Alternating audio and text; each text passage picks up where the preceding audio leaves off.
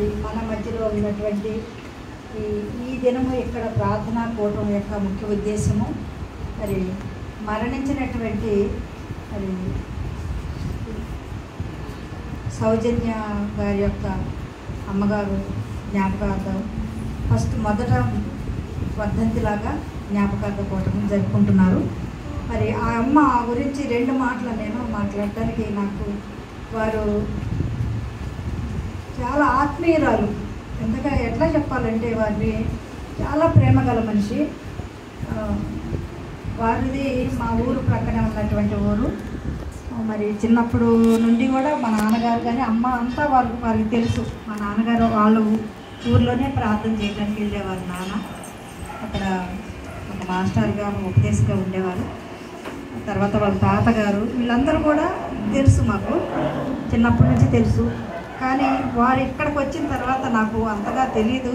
కానీ సౌజన్య మాత్రం తెలుసు నాకు. సౌజన్య నేను నెల్లూరులో మేము ఉన్నప్పుడే, మా సారు డాక్టర్గా ఉన్నప్పుడు నెల్లూరులో ఉండేవాళ్ళం. ఉన్నప్పుడు సౌజన్య క్రీస్తురాజు ఫాదర్ ప్రేయర్స్లో వస్తూ ఉన్నప్పుడు నేను వెళ్ళి అడిగినప్పుడు అమ్మ చెప్పారు, ఇట్లా ఏలూరు అండి మాదంటే. ఏలూరు దగ్గర ఎక్కడమ్మా అంటే వారు చెప్పారు, ఇట్లా మాది దేశవరము ఏలూరు దగ్గర మాది అని చెప్పి, చింతలపూడి దగ్గర అని చెప్పినప్పుడు అప్పుడు మాది తెట్లమమ్మ అని చెప్పాను నేను.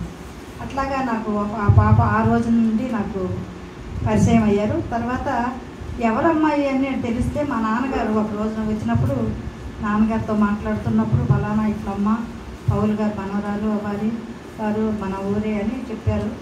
తర్వాత నేను ఇక్కడ ప్రార్థనకు వచ్చిన తర్వాత అమ్మ నాకు బాగా ఆత్మీయురాలాగా పరిచయం అయ్యారు. ఎందుకంటే వారు ఎంతో ప్రార్థనా పరురాలు.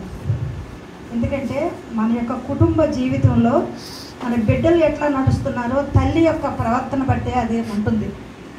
కుటుంబానికి తల్లి ఎంతో గొప్ప ఆదర్శవంతమైనటువంటిది.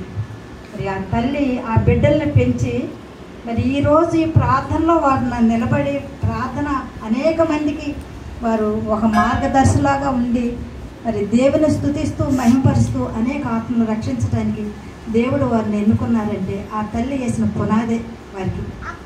మరి అంత గొప్ప పుణ్యశ్రీ వారి కుటుంబంలో. మరి నాకు వారి నాన్నగారు కూడా నాకు తెలిసిన దగ్గర నుంచి నేను ప్రేయర్కి వస్తున్నాను ఇక్కడికి. మరి వారి నాన్నగారు కూడా ప్రసాద్ గారు నాకు తెలుసు. మరి ఎంతో ఆత్మీయులు, అభిమానంగా ఉండేవారు. ప్రార్థన యందు భయభక్తులు కలిగి, దేవుని యందు భయభక్తులు కలిగి ఉన్నటువంటి కుటుంబం ఇది. మరి అట్లాంటి వారిని జ్ఞాపకం పరచుకోవటం మనం చాలా మరి దేవునికి ఇష్టమైనటువంటి పని. కాబట్టి ఈరోజు మరి వారి యొక్క ఆత్మకి మరి దేవుని సన్నిధిలో ఉన్నారు. ఎందుకంటే వారు మరి ఎప్పుడైతే మనకు కష్టం వస్తుందో అప్పుడే మనం దేవుని ఎక్కువగా మొరపెడతాం. అమ్మ లేవలేని స్థితిలో మంచం మీద ఉన్నప్పుడు మరి అమ్మ ఎంతగా ప్రార్థన చేస్తుంటారో మనం గుర్తించగలం. ఎందుకంటే అమ్మ ప్రార్థన ఈ కుటుంబానికి ఎంతో దీవెనకరమైందన్నమాట. మరి బిడ్డలు 2 ఆడపిల్లలు కూడా దేవుని సేవలో మరి ఎదుగుతున్నారు అంటే మరి వారి యొక్క దేవుని యొక్క కృప వారి మీదకు వచ్చింది అంటే ఎంత గొప్ప విషయం. అంటే మనం ఎంతగా చదివించినా కూడా, ఎంత గొప్పగా ఉన్నా కూడా దేవునిలో లేనప్పుడు అది వ్యర్థమే అన్నమాట. అట్లాంటి ఆ విధంగా పెంచినటువంటి ఆ తల్లి ఎంతో గొప్పవాడు, ధన్యురాలు. మరి అమ్మ మరణించి 1 year అయింది. అయినప్పుడు కూడా అమ్మ జీవించున్నట్లే ఉన్నారు. ఈరోజు కూడా అమ్మ ఇంట్లోనే ఉన్నారు, అక్కడ మంచం మీద ఉన్నారు అన్నట్లు అనిపిస్తుంది నాకు. మరణించారు అన్నట్లే లేదు. అమ్మ మరి వారి యొక్క ఉద్దేశాలు మరి మాకు పూర్తిగా తెలియదు. కానీ ఎప్పుడు వచ్చినా కూడా చాలా ఆత్మీయంగా ఎంతో ప్రేమతో ఆవిడని వదిలిపెట్టి నేను వెళ్ళేదాన్ని కాదు. సాయంకాలం అయినా కూడా రాత్రికి నేను ఇంటికి వెళ్ళేదాన్ని. మరి ప్రేయర్కి వచ్చి ఇక్కడే కూర్చునేదాన్ని నేను. ఎప్పుడెప్పుడో మా ఇంటి దగ్గర ఆ రోజుల్లో మాటలు, ఆ ప్రార్థన మాటలు అవన్నీ కూడా మేము మాట్లాడుకుంటూ ఉండేవాళ్ళం. మరి అంత గొప్ప మనిషి మన మధ్యలో లేకపోవటం మనకి ఈరోజు బాధాకరమే. కానీ సంతోషపడాలి. ఎందుకంటే దేవుని సన్నిధిలో ఉన్నారు వారు, దేవుని యొక్క ముద్దు బిడ్డగా ఉన్నారు. దేవుడు అమ్మని మరి ఇక ఈ శ్రమలు చాలమ్మ అన్నట్లుగా తీసుకెళ్ళినట్లు ఉంది. ఆయన సన్నిధిలో ఆయన కుడి పక్కన కూర్చోబెట్టుకొని మరి ఆ అమ్మ ప్రార్థనల ద్వారా ఇంకా ఎక్కువ ఎదుగుదల. అమ్మ దేవుని దగ్గర ఉండి ప్రార్థన చేస్తూ ఉన్నారు. వారిద్దరు కూడా భార్యాభర్తలు.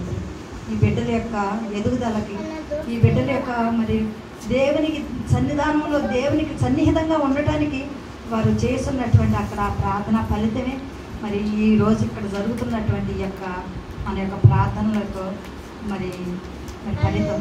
మరి వారు దేవుల్లో కుమార్తెలు ఇద్దరు కూడాను దేవుని యందు భయభక్తులతో ఎప్పుడు కూడా వారు ప్రార్థన చేసినప్పుడు ప్రతిసారి నన్ను పిలుస్తారు. మరి నేను వస్తూ ఉంటాను. ఎందుకంటే వారు చిన్న బిడ్డలు అయినప్పుడు కూడా దేవుని యొక్క మరి ప్రేమలో ఎదుగుతున్నారు. దేవుని యొక్క ప్రేమలో మరి దేవుణ్ణి మాత్రమే ఆధారం చేసుకొని జీవించేటువంటి బిడ్డలుగా ఉన్నారు. వారిని చూసినప్పుడు నాకు చాలా సంతోషం వేస్తూ ఉంటుంది. ఎంతో ఆనందంతో సంతోషంతో ఎప్పుడు కూడా ప్రార్థన పెడుతున్నాం ఆంటీ అని పిలుస్తారు. కాబట్టి మనం ఈ దినము వారి గురించి, వారి ఆత్మశాంతి గురించి, వారి దేవుని దగ్గర ఉన్నటువంటి నిత్య జీవాన్ని గురించి మనం అందరం కూడా ఈరోజు ప్రార్థన చేసుకుందాము. మరి ప్రార్థన చేసుకోవటమే కాకుండా మరి మనందరం కూడా మన కుటుంబాల్లో అమ్మ ఏ విధంగా బిడ్డలను పెంచుకుంటూ ఏ విధంగా ప్రార్థనా జీవితాన్ని గడిపి వారు వెళ్ళారు, ఆ విధమైనటువంటి ప్రతి ఒక్క తల్లి కూడా మరి బిడ్డలను ఆ విధంగా పెంచడానికి ప్రయాసపడాలి మనం అందరం. ఎందుకంటే బిడ్డలు చిన్నప్పటి నుంచి ఆ విత్తనము మంచి విత్తనం అయితేనే మంచి పండు ఇస్తుంది అనమాట. మరి ఆ ఫలించి మహావృక్షం అవుతుంది. ఆ వృక్షం కింద అనేక రకాలైనటువంటి పక్షులు, అనేక రకాలైన జంతువులు, అనేక మంది సేద తీర్చుకుంటూ ఉంటారు.